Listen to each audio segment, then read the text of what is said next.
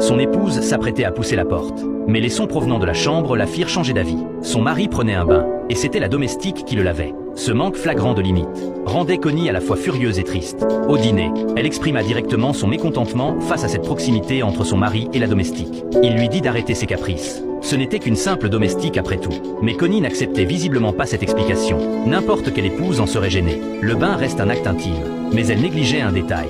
Son mari était paralysé de la moitié inférieure du corps. S'il devait dépendre de sa femme pour tout, cela ne ferait que renforcer son sentiment d'inutilité. Au moins, avec les domestiques, il ne ressentait aucune honte. Chatterley était un homme à l'orgueil particulièrement développé, complexé par la perte de sa virilité. Plus sa femme se montrait attentionnée, plus le poids sur ses épaules s'alourdissait. Pour fuir cette situation embarrassante, Chatterley décida de se consacrer à ses affaires minières.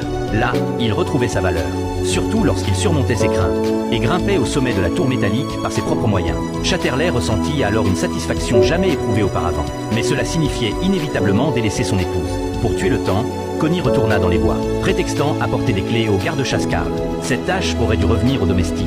Mais Connie choisit de venir elle-même. Peut-être avait-elle été attirée par Karl dès leur première rencontre. Lui, cependant, n'y prêtait guère attention, la considérant simplement comme la maîtresse des lieux. Connie tenta d'amadouer le chien, mais Karl restait distant. Elle le trouvait froid, ce qu'il ne nia pas. Sentant qu'elle n'était pas la bienvenue, elle préféra ne pas s'imposer davantage. Elle précisa qu'elle était juste venue apporter les clés. Mais Karl répondit qu'elle n'aurait pas dû se déranger. Frustrée qu'il ne comprenne pas ses intentions, elle tourna les talons avec colère, jetant les clés sur la table. Karl réalisa alors qu'il avait peut-être offensé sa maîtresse. Le lendemain matin, il apporta une lettre, pour s'excuser de son impolitesse de la veille.